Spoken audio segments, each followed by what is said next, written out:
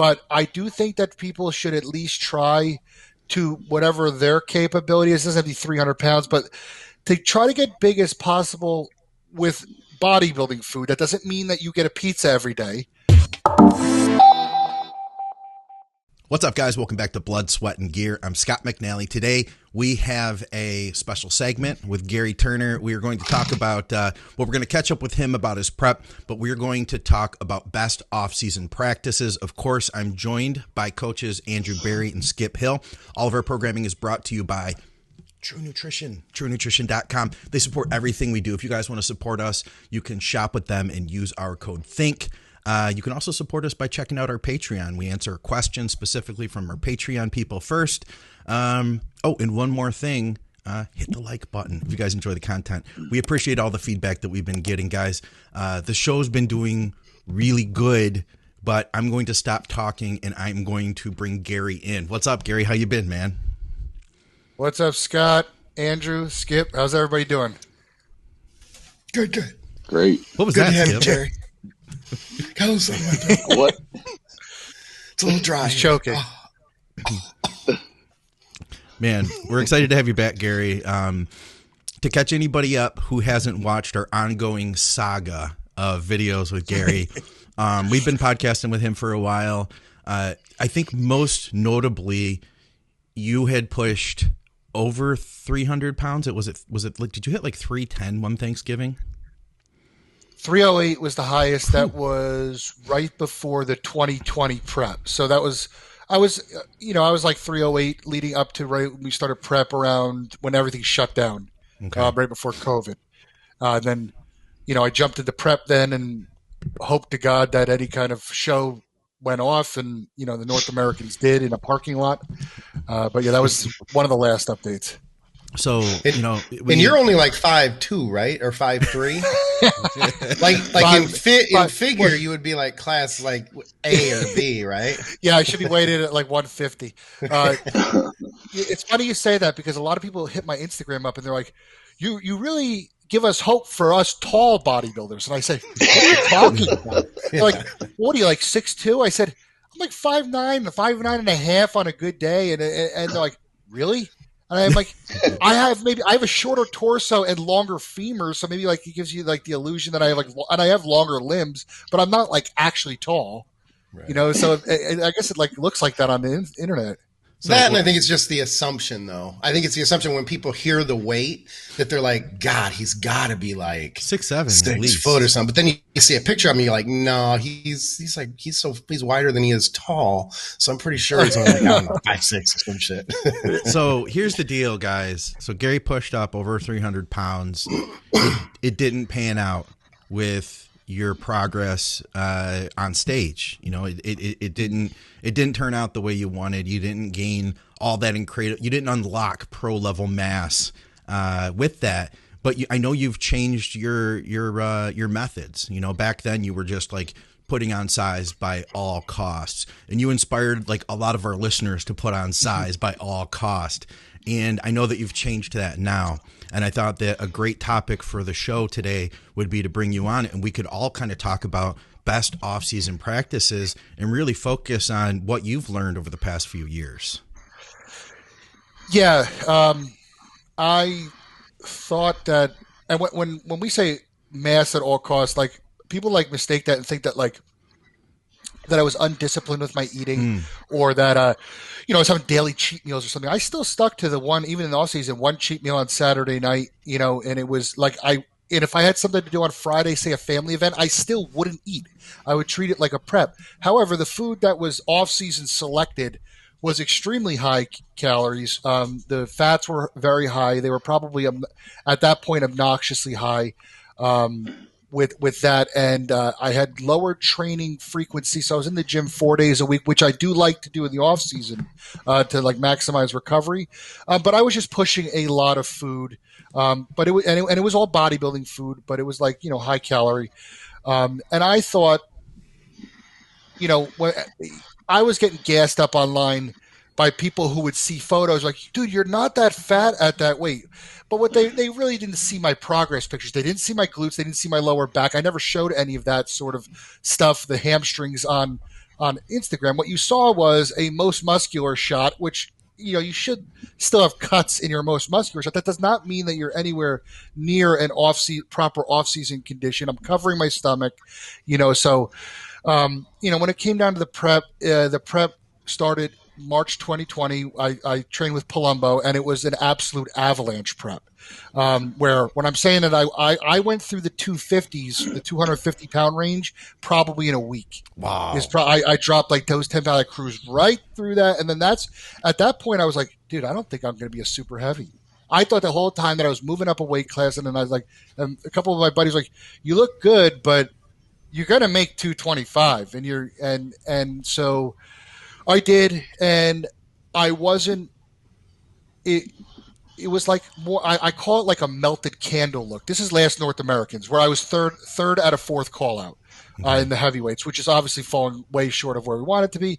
I didn't know how it was going to go on stage, but I was lean, but it was like a melted candle look. It wasn't full. I don't even know if you could have had me full because of the amount of like how much I dropped down that time to get into that. So it was acceptable for like what I had to go through, but it was such a horrible approach on my end. Dave didn't have me do that. This was before me and Dave linked up. I showed up at 305 pounds when Dave got me, and he was like, okay. You know, there was a lot of there was a lot of T3 involved, and that's not to say that Dave is just a T3, because I know there are people right now that are saying that he uses a ton of T3. It was needed because I was so fat. Right this year, and we'll talk about the differences. Yeah, there's no T3 at this point, so it's completely a different approach. It's completely ongoing on what he sees at the time. So it didn't work out. The whole getting really big thing didn't work out for me, just because my sloppiest parts, which happen to be the most important parts in bodybuilding, the glutes and the hamstrings on stage, just got too fat. And the parts that didn't really count, like how lean your shoulders are or your arms or something like that, you know, they stayed in good enough shape in the off season, but they're going to come back no matter what when I dive down. So what was your peak weight this off season? 310 being the last one. So this one, okay. So I stayed with Dave this entire time, throughout the off season. We got off the gear after North Americans completely. 12 weeks, nothing. I remember that. PCT. Yeah. We talked about PCT'd. He said, I promise you won't even know that you're off because you'll be rebounding with the food. Yep. And training, and he goes, you won't feel this until like week 6, 7, 8. And he was right. I didn't even know. I thought it was my training was going well. I was looking great, and I was looking hard. The diet was a lot more sound going into that, and I stayed with him throughout all the way till April is when this prep started for the USAs. My peak weight hit. It got up to 277, and I remember the email at 277. He goes, "You're bloated. We're turning back." And so I was around 270 for most of it. I was in the 250s for a while, and then we slowly crept it up. But at 277 is when he turned it back, and then prep started soon after that. Nice. So it was a much better. It wasn't like it was an off-season 277, but it wasn't a. But it wasn't like the 300 where I looked more like a football player than I did a bodybuilder. That's cool. How far out are you now? What show are you doing? USA's is 2.5 weeks. It's this Friday will be 2 weeks. Nice, man. So yeah, they switched it back to the 2-day show because when I first got in, I thought that the whole show was supposed to be on Friday, prejudging and finals, and then I just happened, and I actually booked my flight home on Saturday evening, the red eye. Yeah. And I just happened to check it, and it said that the finals were Saturday night. So I emailed the promoter real quick. I said, "Hey, is it Saturday?" And he goes, "Yeah, we changed it back just recently, so it's the old style." I'm like, "Oh fuck!" I'm like, so I had to extend my flight out. So thank God I won. I looked at that, or I would have been on the freaking the flight home while the finals were happening. That's cool. Yeah, you guys jump in with any questions that you might have for Gary, or any of your own thoughts too. You know, because I'm curious to get your input as well. I'll say because I actually snuck in backstage at North Americans last year, and I saw Gary, and like true to like what you're talking about, like you could tell that like you had a physique that had gone through like a Hell. lot of work. Yeah, like your body was still in shock and wasn't able to peak or wasn't able to reload properly and just kind of get to that next step of filling out and just being crisp and everything. And then like I've been looking at your pictures lately, been like, oh wow, he's done a lot of things different this year. Like body Yeah. looks fresh, body looks full, conditioning looks right on, and just even like little things you can see in someone's face, like not to say that everybody or that when we're dieting and we're working hard, like we're always going to look beat up and tired, but I feel like there's a different look when someone has had to go through a prep that you described from last year versus like more of a traditional doing things the right way that work for your body prep this time around. I just feel like it's a different look physically, facially, everything, top to bottom. I agree. And to give you an example of how much of the different workload, last year, my peak cardio was 7 days a week, 1 hour in the morning on the treadmill, 1 hour at night. This year, I incorporated a lot of step counting. I wear the Fitbit on my wrist. Dave knows how many steps I'm doing. It's standardized, so I will go out and just walk, or I'll be at Walmart or wherever. But I make sure I hit the count. I'm only at 7 days a week on the treadmill, 35 minutes of cardio fasted. Nice. So I'm not, and then I walk. But when I walk, it's like 1.5 miles an hour, 2 at the most. And I'm just like, lollygagging, listen to podcasts or whatever. It's my heart rate's not really going up, but the calories are burning. So it's more gentle on my legs. It's more gentle on my physique, which we all know that I'll do the work, but that doesn't mean it's the best approach because of doing a ton of cardio, because it's just going to be, everything's just going to go to the wayside with it. So a big thing was right from the beginning, had the Fitbit, and I was gauging it. I slowly increased it. I'm at 8,000 steps right now. That's not counting the 35 minutes I do on the treadmill. So I take it off for that. And then so the rest of the days I have to hit it 8,000. But, like some people don't respond as well if they have to go into maximum cardio. And I need that to get the fat off, but I still need muscles at the end of this. And you're right. I did look tired. I remember even in the 2018 prep, I struggled for junior nationals. I struggled to get down in weight. Porter had trained me for that, and we had to go to zero carb at the end, like for like a few weeks, because things were not clicking the same way. And I remember Brent Swanson said to me backstage after I placed sixth, and it was a little bit of a letdown, and he said, "Your physique just looks tired. Unlike last year, in 2017, I was shredded, where everything worked for me in 2017." And I agreed with him. And this year is reminiscent of that 2017 prep, where every little thing we changed, it was just like, oh shit. And so that gives me confidence. It makes me happy that like, okay, there's going to be a good outcome look wise in this sort of thing. Do you feel like obviously, because everybody kind of said like, oh man, he gained all that weight and it was just a wash. He wasn't any bigger on stage. After you had time to kind of fill back out after the show and you were eating more food, do you feel like you had filled out more? Because, Skip, you taught me something, man. I had always said like, man, my legs shrink during cardio. During prep, and I lose muscle. And you had pointed out in my situation, you were like, man, I think your legs are just getting flat. And if you had more time, that would all come back. And you were right. And I've approached things differently since that time. And I kind of wonder if maybe to any extent that happened with Gary.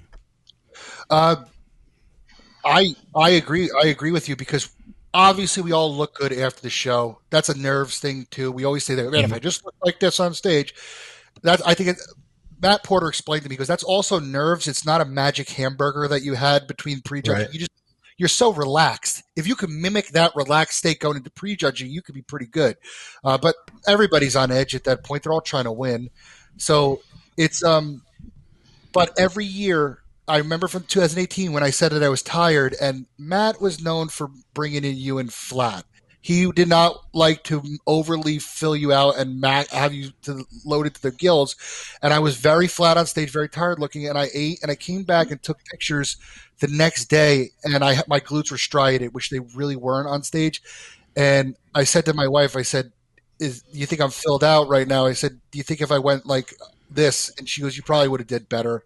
So I think that if there was just a little bit more time now, from what Dave's a little bit different. He's old school, so he will feed you. Like he's very he's not afraid to say, he loves the McDonald's and shit. So he's not afraid to send you for the quarter pounder and fries. And if it needs another one, he'll send you again. Whereas I think that's like that's his approach, but that's also like a wisdom thing of doing it for 1,000 years that he's done it before. Whereas like I'm a new coach, and I've only had a few local clients under my hands, and I've been very like afraid to get those guys to that point where like to know like we got to fill this guy out harder instead of just like destroying them further, thinking that their glutes are going to come in better. You know, that's just because I'm inexperienced in it. And I explained to these clients before, I'm like, if you don't want to train, they always want to do off season with me. I say, if you want to go to somebody else for prep, that's fine. I don't have a lot of experience. Like, yeah, well, I'll stick it out with you. And, so I said, all right, so we could try it out then. but it is, the timing can be a little bit longer. It's just like, I think a lot of people are really afraid to spill over. I've never gotten to that point before. I've always been probably out of shape and flat, which is like the worst of both worlds. So yeah, I know you've got your critics, especially when it comes to the weight gain and everything else. And Scott touched on this too, but I think it should be noted that, well, first, fuck your critics, and I hope that you've got that, that mindset anyway, and I'm pretty sure you do. But you also, because it doesn't work for everybody. Some people can actually, and especially the more gifted and genetically predisposed people to be able to put on a lot of size, they actually respond very well to the eat everything that they can get their hands on sort of thing and grow in the off season. I can appreciate that you stepped out of the box in the sense that it didn't used to be outside of the box, but it is now to be able to get that way. And at least I think, and I'm asking you, I guess, because I'm thinking how I would think that you would approach this or how you'd feel about it now, but I could be wrong. You now know, because you went and did it, you can kind of shelf it and go, okay, I went that route. It didn't work as well, so now I can move on with a different approach. And there are other people out there, and some of your critics may even be like this. They might criticize, but they're thinking to themselves, I don't know, maybe, because I've never done that. Maybe I could grow that way too. But now, at least, if that's not the approach that's going to work for you, and you're able to put it behind you, and you evolve then with your off-season approach from there. I mean, am I pretty close? You're spot on. You're spot on. Yeah. And I'm the kind of guy who he needs to see it for himself to be able to do it. It's just the novelty of saying you're 300 pounds is obviously past. I've already done that. I've checked that box off. It's not something that interests me anymore. But I at one point was obsessed with it, whether it was justified or not. I'm past that now and know that I don't have to hit 300 pounds anymore. I also can realize that my body's a heavyweight. Stop trying to be a super heavyweight. I don't know if that day will ever come. I'm confident. Everybody thinks for some reason I'm going to be a super heavyweight at the show. I'm 233 right now, and we're about to make a hard drop soon. So I will make 225 easy. We have, like 20 days to do it. So that's not a problem. But yeah, I just needed to find out for myself that didn't work, and then go from there. It's the same thing. Even this last off season, I was so obsessed for some reason. I had never taken test suspension, and I was like, "Oh, I heard it's crazy. I heard it. You'll be so aggressive." Jim, my buddy, goes, "Dude, it's probably stupid. You're probably not going to notice anything different. It's certainly not going to make you a raging psycho in the gym. Like they're like, it's not PCP. So it's like, and I took it, and I'm realized like, this is stupid."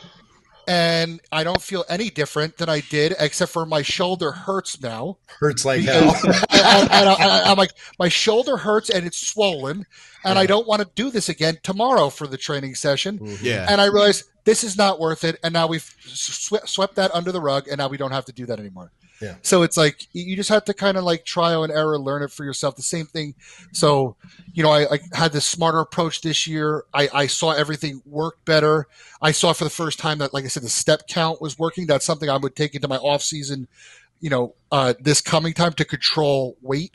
so that I don't do a lot of. Dave doesn't have me do a lot of like treadmill cardio in the off season, a couple days a week, 30 minutes or whatever it is. But if I'm managing my steps, I'll probably have better off season condition even than last off season. So we'll see. I see Zuri. Oh, I saw Zuri for just like a Yeah, that split was second. Linus. Oh, that Yeah, was Linus. Yeah, sorry. It's cat heaven here. Don't be sorry. Hey, we got a question from Nick Ficolo. He's a client of mine, and I know he's a big Gary Turner fan too. This is kind of something I had kind of wanted to ask you too. Just basically looking for almost, how would you, the advice you would give to, the people that are newer than you that are listening. Gary, would you at least say to try to get as big as possible at least once in the off season? I think he means like once in your life. Mm-hmm. It's funny you say that because when I'm a critic of the bulking, like the crazy bulk, I've done it twice in my life. I've done it in 2014 and I missed 300, and it was even worse than the 300 that was in 2019 and 2020.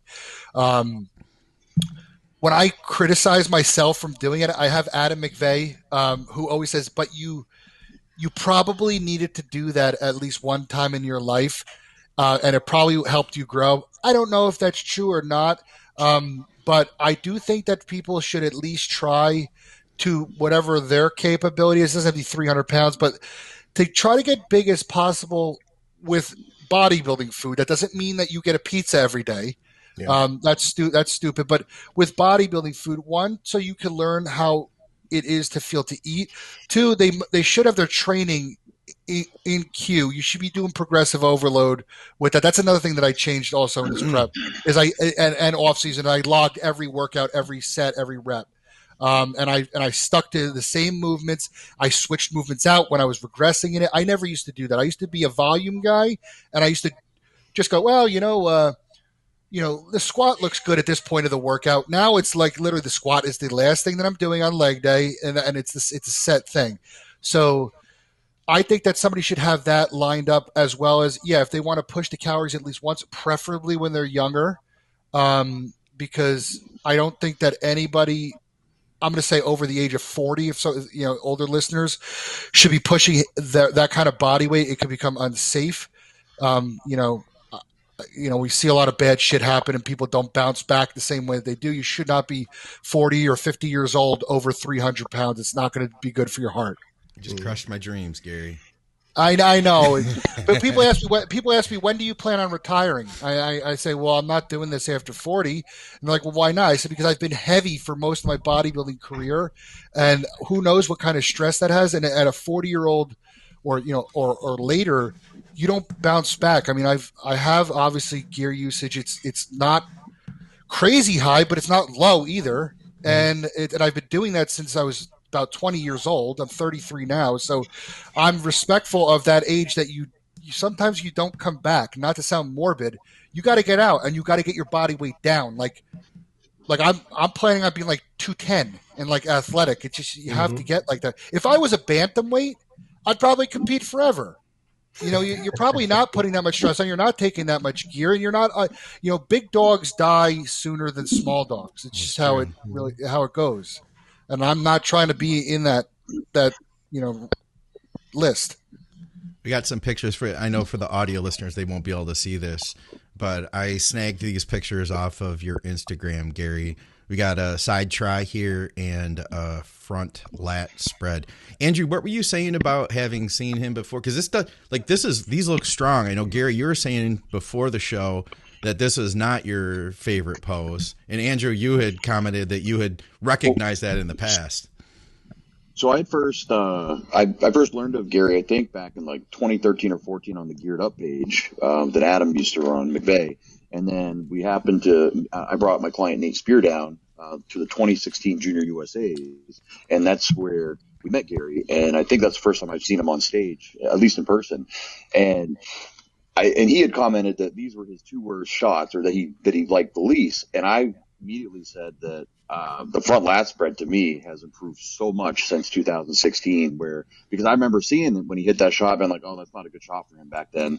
But now, like, I think it's a powerful shot. It shows a much better taper. The quads have come up big time. The shoulder to waist ratio is really nice. And he's controlling his midsection really well, which I think he said was a hard thing for him to do back in 2016. So I just immediately noticed the improvement right off the bat. So. Yeah, and the side try. I think when we're at on stage, I think it's a decent shot for me. It's not like my best shot. It is one of the most difficult for me to execute, though. Like for most of the year, just because my stomach will come out. So that right there is like tucking. We're tucking hard on that to hit when I hit that Yep. picture. The front lat is just something that I just stuck at. It's stuck with over and over. I even after this podcast is done, I have a posing session for 30, 40 minutes. I do it with my buddy Frank Manarino. And it's like that's the worst part of bodybuilding. It's not the gym. It's not the diet. It's not being hungry. It's those fucking posing sessions. And it's not just like, okay, switch pose, quarter turn. It's like we're holding something for like 30 seconds. Then he makes you sit in the front, relax for a minute. He goes, okay, the judges are calculating your scores. Keep your stomach in. And it fucking sucks. You're sweating profusely. But, I mean, that teaches you posing stamina. It also will help with conditioning. But I tinkered with this front lat spread for a really, really long time, both in the sessions and by myself with, okay, if I kick my hips back a little bit, if I move my hands a little, if I push my fists in on my hips a little bit more, where are my elbows going? Oh, my shoulders are too high. And like, so I messed with that a lot. But yeah, the stomach control is I'm trying to do like a mini vacuum right there. I don't want to make it look like a classic type vacuum, but it's just enough to keep my lower abs flat. Because if I just hit that without like tucking it in, you'll see my stomach will be out. So it's just really like you either have a flat stomach or you control your stomach. Pick one of the two. I wonder if the listeners are curious. I know I am. As far as you're touching on the control of the abdomen, TVA, things like that. Did you do something like? Did you have a protocol to actually train the TVA, or did you? When you say that you worked on control of the lower abs, was that specifically, at least for you, just with the posing itself? No, I do vacuums every morning when I wake up. I do 10 rounds where I'll blow it all out. I'll stand in the mirror. I usually just like just like a front lat, or maybe sometimes I even do like a front double bicep in the mirror. Blow all the air out, suck in as hard as I can with right out of bed, and then as hard as I can, and then when I release, I don't release my stomach out. I blow it out like so. Then you're like a flat, like a 6-pack, and you stand there until you about 10 breaths, 15 breaths through the nose. Because if you breathe through your mouth, then your stomach will start coming out. So through the nose, and then once you get yourself together, blow it out again and do 10 rounds. That takes about 10 minutes to do. Obviously, I tan in tanning beds right now because I'm like black even as it is. And I do through the entire session of laying in the tanning bed, I will be doing vacuums laying on my back. That's just not that you're ever going to pose on your back, but it's just also easier to really pull that stomach, like your navel, almost through your spine while you're laying down. Yeah. And it's just for extra help. Plus, I'm laying there, so might as well like get some extra practice in of stomach control and stuff like that. So it's just like things like that. And then, of course, while you're posing, like being aware of what your stomach looks like and coordinate it with what your breathing looks like. I know that if I keep my mouth closed on stage and breathe shortly through my nose, that my stomach probably won't move that much. Once I start mouth breathing to try, and it's like huffing, then we're in big trouble, with that sort of thing. So it's very like, you have to find the right cadence, and you guys know, you guys have been on stage, but you have to find. I found the right cadence, and that took practice. Mm-hmm. That's pretty cool. That's cool. Anything else we should touch on with Gary? Because I feel like we're just scratching the surface here. Yeah, I've got a question real quick. If Andrew started to open his mouth, so I don't want to jump in front of him if he's got something. He kind of went.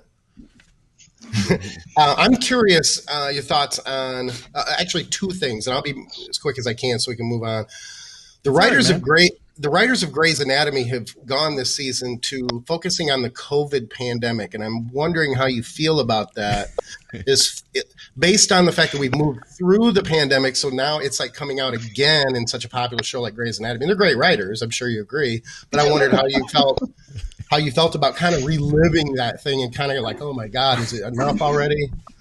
Want to hear something funny? Is I've seen the Grey's Anatomy along with the COVID episodes.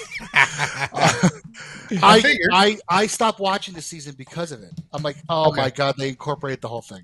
Not that right there at like the 4th episode. The only thing that's holding me is I like that she's dancing with the people who have passed. I think that's a great thing. One more thing. Who was the bigger dick last night, Conor McGregor or Dustin Poirier after the fight? Conor. I wasn't sure because I don't know the history, but I thought they were kind of both dicks about it. I just didn't know who was the bigger dick. Dustin was. I don't know if I would have handled it that way, but I used to be a huge Conor McGregor fan, like the early Conor McGregor fan, 2015, the hungry guy that was the plumber that wanted to, he came up, he's decimating through everybody. Motivational, the underdog. Once he got rich, and I'm not saying that I wouldn't take that money, but he changed and he got civilized. And that's the reason why he can't win anymore, is he got civilized and he's not a beast anymore that he was. And he's distracted by the money. He's distracted by the limelight. He can't get out of it. And Dustin isn't at this point. He still has stuff to prove. And I don't like that Conor sells tickets at the expense of disrespecting the family, and then goes that way. I don't even like when I like when the bodybuilders bicker and go back and forth, and it makes it interesting. And this is such a boring sport. I hate that shit. I hated the Blessing and Nick Walker shit. I hate even worse when they set it up. I remember Nick Trigili set up with Kevin Jordan one year for nationals, and they were like actually friends. Like, I hate that everybody's going after Nick Walker, William Bonnick, or whatever. Like it's all. Everyone's like, well, bodybuilding's not interesting. I'm like, dude, it's a different thing. This isn't a combat sport. You don't need to try to sell the Arnold. We knew that Nick Walker was going to beat Blessing. You didn't need to sell it like to be anything like that. I think that in this sport, really, humility goes a long way. I'm not saying confidence, because people think that like Walker's not humble because he's confident that he's going to win the Olympia. I think that that's stupid. I don't think he thinks he's better than anybody. I think he just believes in his own abilities. And I think that in our sport, you could be humble because everybody's doing the same thing. We're not fighting like Conor McGregor is. We all go to the gym. We all lift the same 100-pound dumbbells. And I think that I think it's just so fabricated. I think it's very out of place. And I think that the fans that like that sort of thing, honestly, are just like bored. They're probably bored with bodybuilding. I mean, that's just my take on it. I just roll my eyes when I see that sort of shit. I agree. Gary, you're what did David Johnston called you? What was the title of our show? He called Gary Turner the original grinder.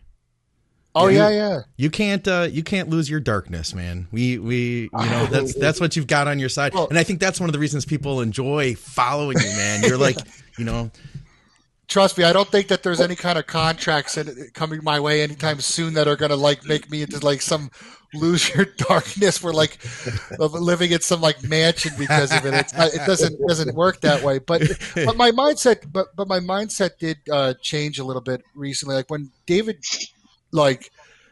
said that about me, I used to get a very hard time like on the internet and stuff when I first joined Animal and stuff like that, where like people would just like rip me. I mean, I got like death threats in my in my DMs.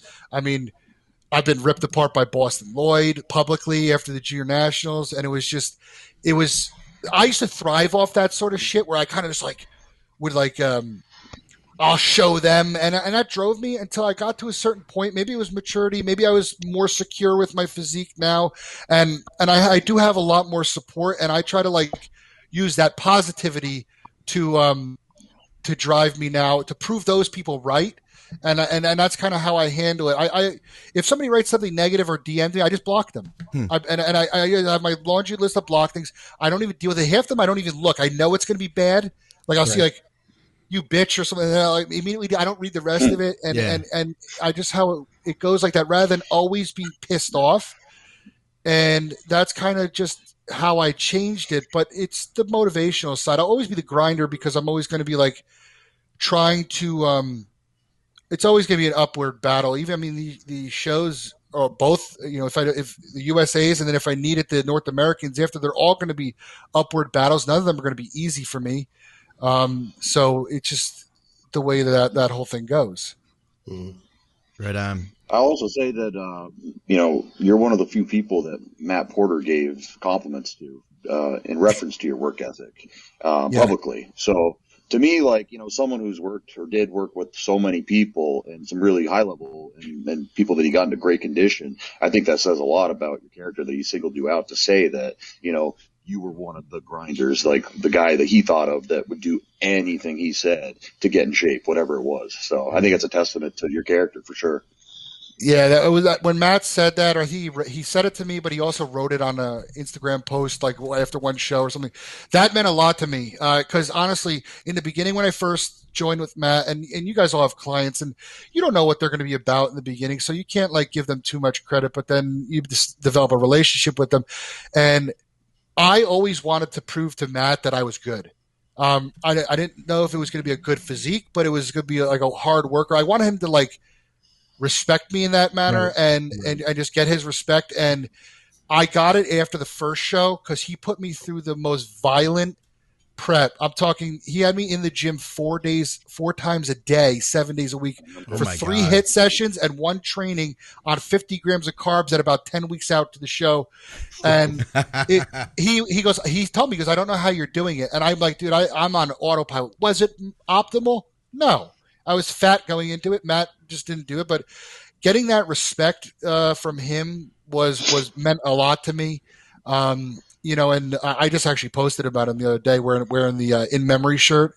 But it's just I was always trying to prove to him that I was good rather than like try to like prove to like anybody else.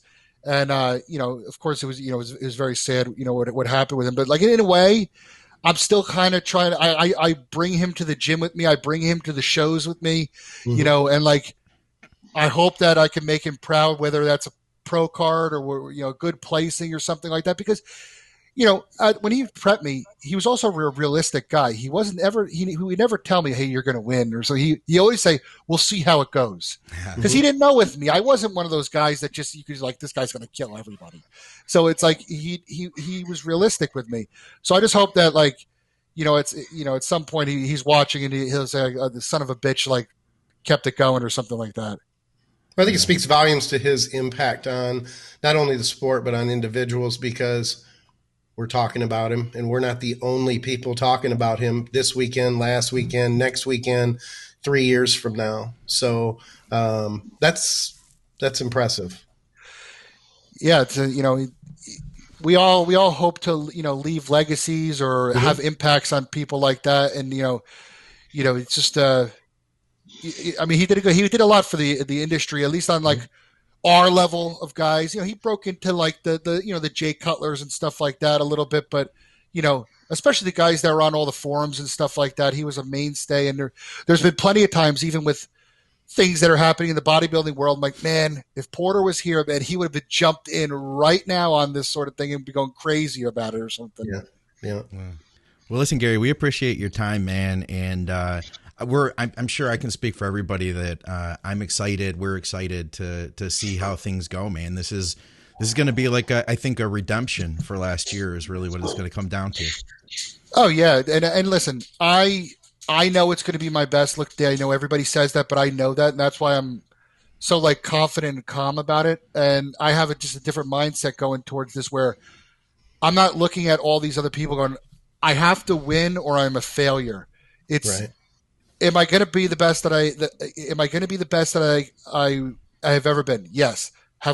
We're already there. We're already there right now. It's just going to get better in the next 2.5 weeks. And it's for, I looked around at everybody at North Americans last year and I'm like, man, I would have killed to be 10th place at this show, because I was in third call. You didn't get a placing at that point. And you're like, what would you have done to be 10th place? I'm like, I would have been really fucking happy. So if I could just improve from, I was in third call out last time. If I get to the second call out, well, that's an improvement. And then everything past that is even better. We'll see what happens, but I think that I'll move up. So, I mean, that's the kind of clarity and mindset that I'm trying to keep, rather than be like go in there and like mean mug everybody, because and it's just not good for your cortisol. And everybody's going to be good.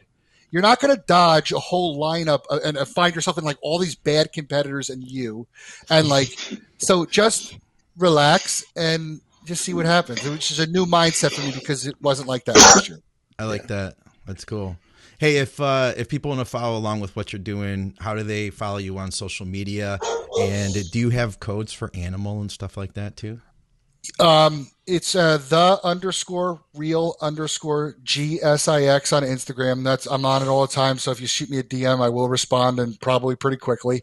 Animal doesn't have a code, but I'm on I'm with Live Large Fitness, which is an apparel company. They make all like lifting, like t-shirts and stuff like that. Yeah. That's G610 is a code that I have. And I'm also sponsored with Gym Pin. If you know those, like the pins that you put in the stacks to extend the stacks. Yes. It's G610 also on that as well. Nice, man. Hey, send me those links after we're done, and I will drop those in the description. So if you guys want to check them out, go for it.